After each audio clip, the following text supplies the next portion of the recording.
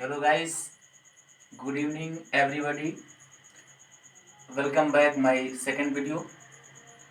आपको मैंने solution chapter में कॉन्सेंट्रेशन टर्म यानी कि सांद्रता पद के बारे में मैंने कुछ बता चुका हूँ पहले, जिसमें आपको द्रव्यमान प्रतिशत, आयतन प्रतिशत यानी कि वॉल्यूम परसेंटेज, मास परसेंटेज, ये सारे टर्म्स आ चुके हैं। बट अभी कुछ टर्म्स है जो आने बाकी है, वो मैं आज आपको बताऊंगा। जैसे कि इसमें आपको मोल फ्रैक्शन यानी हिंदी कहे तो मोल अंश या मोल प्रभाज कहते हैं, मोलारिटी, मोलालिटी, ये चीज देखने को मिलेगा आज।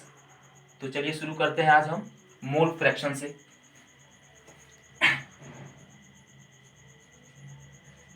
मोल फ्रैक्शन मैं हिंदी और इंग्लिश दोनों में बताऊंगा।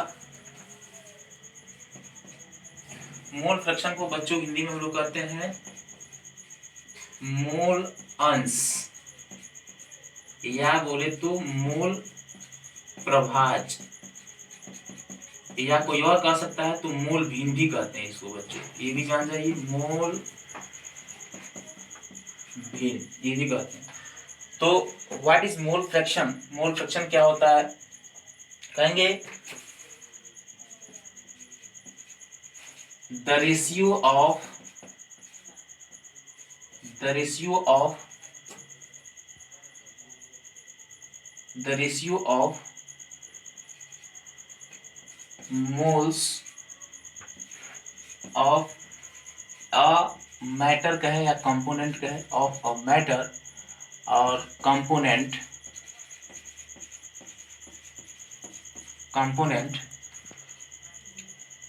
टू total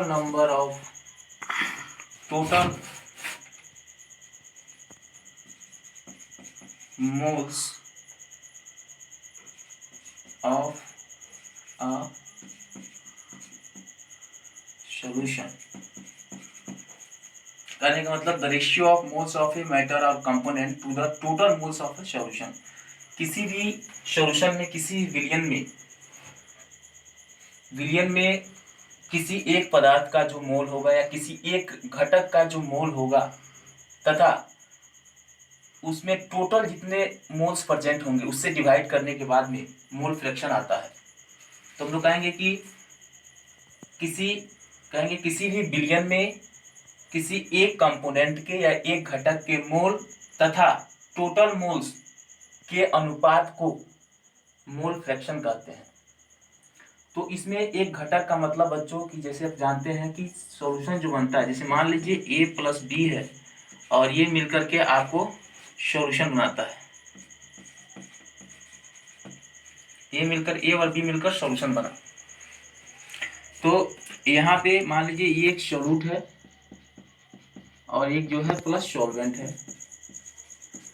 तो सॉल्यूट और सॉल्वेंट मिलकर सॉल्यूशन का निर्माण करता है, विलेय प्लस विलायक मिलकर के बनाता है। तो यहाँ पे अगर मोल फ्रैक्शन लिखना है बच्चों तो कहेंगे सबसे पहले ये रहेगा एक्स ए बराबर, ये मोल फ्रैक्शन को एक्स से डिनोट करते हैं, इसको एक्स से डिनोट करते हैं हम लोग। कहेंगे एक्स ए बराबर, ए का निकाल रहे हैं, केवल ए का निकाल रहे हैं तो लिखेंगे एन ए। मैं बता दूं एन क्या है, एन क्या है, और इसके बाद में आपको करेंगे हम जो भी है एन ए, और हो जाएगा n a plus n b. एन क्या है यहाँ पे बच्चों, एन ए जो है, एन जो है यहाँ पे मोल है, तो एन ए का मतलब मोल्स ऑफ कंपोनेंट ए। हिंदी में कहेंगे कि घटक ए का मोल है। किसका मोल है? घटक ए का मोल। तो घटक ए क्या चीज है? सॉल्यूट है, विलेय है। तो यहाँ पे हम विलेय भी कह सकते हैं, विलेय इसको लिए हैं तो इसको विलेय ए भी कह सकते हैं या घटक कह सकते हैं, कंपोनेंट। और फिर अब बी का निकालना हो तो एक्स बी बराबर एन बी, जिसका निकालना हो वहां जोड़ देना है, बस फॉर्मूला रहेगा n b upon n a plus n b. तो कहने का मतलब ये हुआ कि जिसका भी आपको मोल फ्रैक्शन या मोल प्रभाज निकालना है उस कंपोनेंट को आपको ऊपर रखना है। और दोनों सॉल्यूशन जिससे मिलकर बना है, सोल्यूट प्लस सॉल्वेंट, यानी कि विलेय तथा विलायक दोनों मिलकर के सॉल्यूशन का निर्माण किए हैं, तो इस टोटल को आपको नीचे रखना है। जैसे कि आपको डिफिनीशन में बताया गया है कि टोटल जो मोल्स होते हैं किसी विलयन में, सॉल्यूशन में, उससे डिवाइड किया जाता है। किससे? तो जिसका निकालना हो उससे, किसी एक घटक का। अब मान लीजिए आप कह सकते हैं, आप हिंदी में इसको लिख सकते हैं, जैसे आपको बताना तो कहेंगे कि मान लीजिए ए का निकालना है आपको। किसका निकालना है? ए का। और ये क्या है? सोल्यूट है। तो कहेंगे कि यहाँ पे ना सोल्यूट का निकालेंगे तो कहेंगे कि विलय ए जो दिया हुआ है का मोल अपन, देखिए मैं कैसे लिख रहा हूँ, अगर इसी बात को मैं लिखूँ एक्स ए बराबर, तो विलय ए का मोल, ये रहा ए का मोल अपन, अब की बार क्या रहेगा? ए का निकालना है तो नीचे टोटल रहेगा, तो लिखेंगे विलय ए का मोल अपन विलय ए का ए तथा, चलिए विलय ए का मोल प्लस विलायक, देखिए बच्चों यहाँ पे विलायक बी का मोल, यानी कि टोटल अगर हम कह दें तो पूरे बिलियन का मोल हो गया। क्या हो गया? ये इसको कह सकते हैं बिलियन का मोल, यानी इसको सॉल्यूशन कहते हैं बिलियन को इंग्लिश मीडियम के लिए। तो सॉल्यूशन का टोटल सॉल्यूशन किससे बना, जिसका निकालना उसका। अब इसी तरह से हम बी का भी निकाल सकते हैं, जैसे अभी अपने लिखा, तो एक्स बी का भी लिख सकते हैं। क्या लिखेंगे? विलायक है तो लिखेंगे विलायक बी का मोल और डिवाइडेड बाई, फिर सेम टू सेम ऐसे रहेगा, इसमें कोई डिफरेंस नहीं। विलय ए का मोल प्लस विलायक बी का मोल। तो कहने का मतलब ये निकला कि मोल फ्रैक्शन में जिसका भी जिस कंपोनेंट का, जिससे मान लीजिए ए प्लस बी से सॉल्यूशन बना है, तो ए का अगर निकालना चाहते हैं, चाहे विलय हो या विलायक हो, तो उसको ऊपर रखना है, जिसका निकालना है उसको ऊपर, उसके मोल को ऊपर, और दोनों जिससे सॉल्यूशन बना है टोटल मोल कितने हैं वो दोनों जोड़कर लिखना है। तो ये क्या आ जाएगा बच्चों? मोल अंश आ जाएगा, यानी कि मोल फ्रैक्शन आ जाएगा। अब इसको, ये जो मोल फ्रैक्शन होता है बच्चों, इनका ऐड जो होता है, जैसे मान कहें कि X A plus X B, mole fraction या मोल प्रभाज ए का और मोल प्रभाज बी का दोनों का सम जो होगा वो एक होता है। कितना होता है? एक होता है। तो मान लीजिए अगर आपने एक्स ए निकालना है यहाँ से, तो 1 में से क्या करेंगे? एक्स बी घटाएंगे। अब इसको एक्स से किसको कर रहे हैं? ये मोल प्रभाज है, किसका है? बी का है, और एक्स से क्या है? मोल प्रभाज है, ए का है। तो आपको अगर मान लीजिए एक का एक कंपोनेंट निकाल लिए, एक्स ए निकाल लिए, तो एक्स बी निकालना नहीं पड़ेगा आपको। क्या करेंगे? 1 में से उसको सब्सट्रैक्ट कर देंगे, यानी कि घटा देंगे, तो क्या आ जाएगा? एक्स बी आ जाएगा। तो बस आपको एक घटक का निकालना, एक कंपोनेंट का निकालना है, और बाकी उसके बाद एक में से क्या करेंगे? आप घटा लेंगे, तो आसानी से आ जाएगा। तो बस एक के लिए निकालना। तो इस पर मैं आप हिंदी मीडियम वाले होंगे तो क्या करेंगे कि इस परिभाषा को आप ऐसे लिख देंगे। हिंदी मीडियम वालों के लिए अगर ये परिभाषा लिखना है तो लिख सकते हैं कि किसी बिलियन में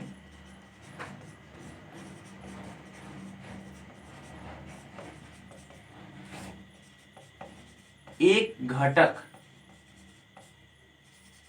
का मोल तथा बिलियन में उपस्थित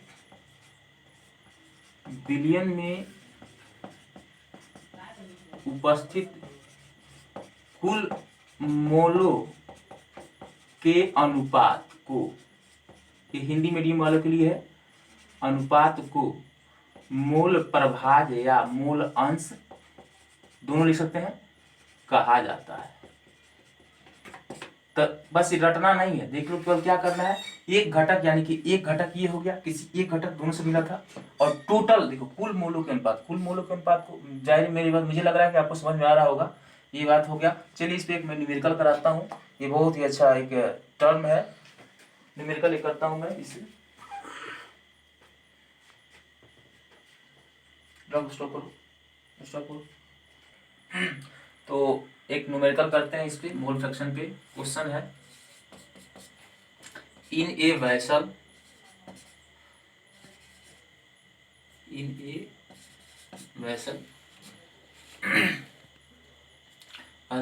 टू इन ए वेसल